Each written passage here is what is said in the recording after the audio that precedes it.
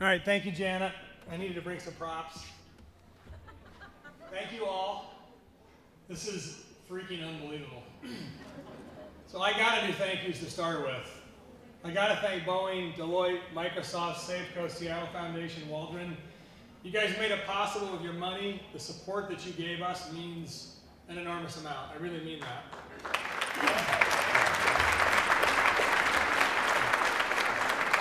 I got to thank the 5 founders of this place. They're not all here tonight, but those people's vision got us here.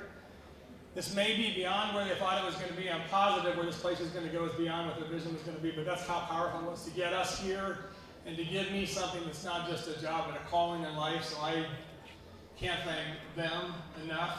I have to thank all of you, by the way, for making it through that crap outside, the Mercer mess, what the hell you call that thing? I swear to God, that road, I can see it's dry and it can go through, but I don't know why. But anyway, I appreciate your doing that, and no matter how hard that was, just remember that you didn't come the farthest. There are people here from LA, from Silicon Valley, from Portland, from British Columbia, from India, from China. If we do this again next year, they'll be from Ireland, the UK, and Australia, and that was nuts.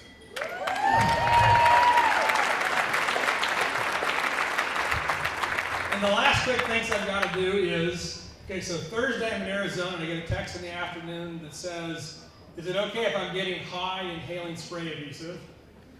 And last night I got one at 9 o'clock at night that said, I'm at Home Depot and it won't fit in the car. That means that was the staff of SVP and the people that work for this and the crazy work they do to always make things work out. So you've got to give some props to the staff that made this thing happen. Thank you.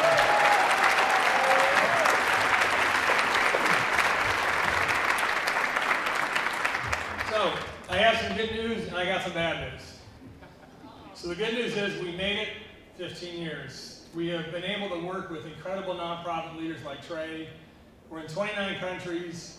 We have thousands of partners all over the world, which is unbelievable. So the bad news, all right, so it is March Madness, so I got to use this a little bit, right?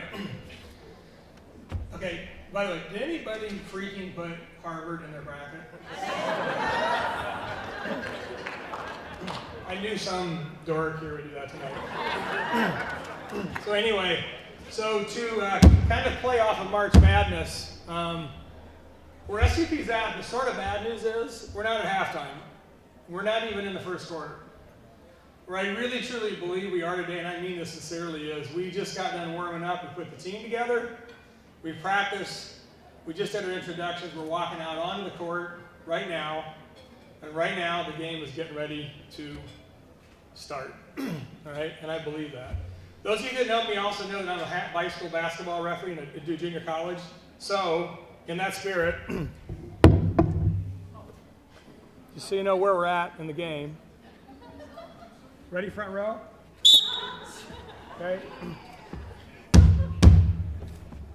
All right. Here you go. Well done. That's called the tip-off, okay? So that's where we're at. So I'm not going to sit here and do a basketball analogy all night, I promise. So what does it mean to be at 15 years into something, but you're just starting? Here's what it means in simple terms. Who SVP is today is not yet who our community needs us to be. Who everybody is in this room tonight, each of us, all of us, we are not yet who the world needs us to be. I can explain that a little bit. Another prop I got with me. So I'm not a big book reader, but there's one guy I love to read about. And they're always thick books, and it's Churchill. Are they writing any thin books about this guy? I swear to God. So anyway, fascinating character. What I think I loved about him was his life is so amazing. He was a terrible student, and then he fought in the war, and then he was a war correspondent, and then he was a politician, and then he was an author, and then of course the prime minister. And he was a person that many, many times in life he'd done good things, he'd done great things, and yet at that moment, he was not yet what England or the world needed him to be and was going to become. When I was in college, I didn't save this textbook, but one of my favorite classes was history. And I really remember a chapter on Harriet Tubman. And everybody sort of knows her as the person that was the conductor of the Underground Railroad. What I also remember was she also was a spy and a soldier for the Union. They asked her to do that. When the war was over, someone needed to build housing for the freed.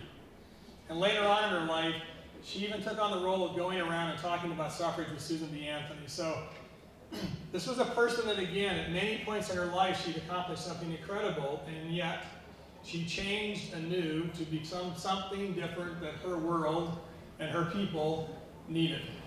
So I'm not going to equate SVP who did one of those. Do not get me wrong. But that's where we are today, all right? I think that we have done great things, and I'm really proud of it. And what I also believe is that there's so much more to do, and we have a lot more to do to become who this community needs us to be. And let me make that really tangible. So let me be American for a second. So we live in this country where teen pregnancy has declined by about 60% over the last 50 years. Carbon monoxide emissions have declined 70% over 30 years. Violent crime has gone down 40% over 20 years. It's amazing, right? Education, the achievement gap, stalled. Poverty rate is the same as it was 50 years ago. Homelessness is budged maybe a little bit, but not nearly enough. So this question of who do we need to be, that's why it matters. Plain and simple. So for SVP, we're at a place where we need to believe, not try, not can, not think. We need to believe that it is possible for every kindergartner, not 2 out of 3, to show up the first day of kindergarten and they are ready to learn and have an equal opportunity to succeed in life.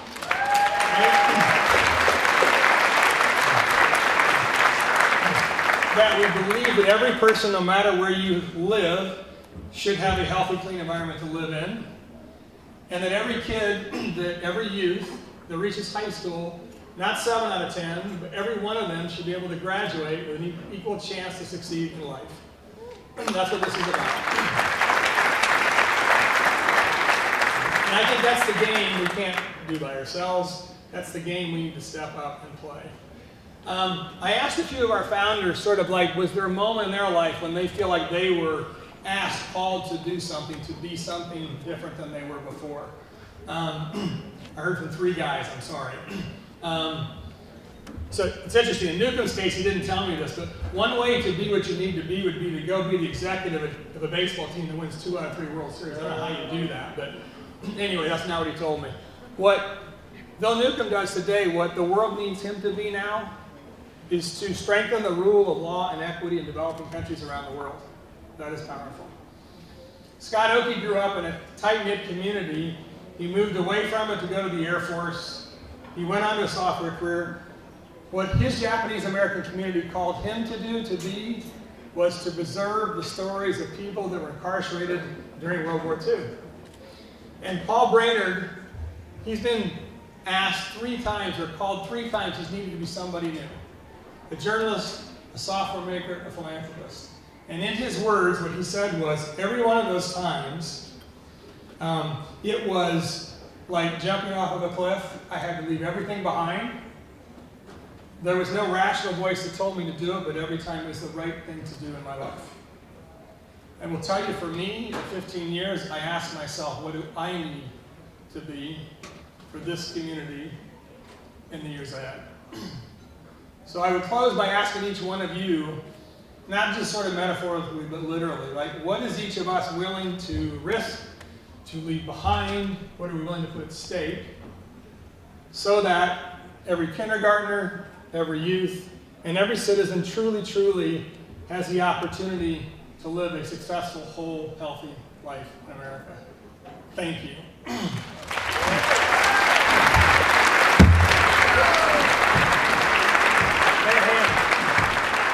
So, I'm going to close it. If I talk to you the rest of the night, I want you to sign we got my Sharpie with me. Will you please sign the basketball with me when you talk to me tonight so I can have a whole autographed basketball to remember this night by? Anything else we need to do? All right, eat, drink, and be merry. Thank you guys so much for coming here and making our 15th ready. Thank you.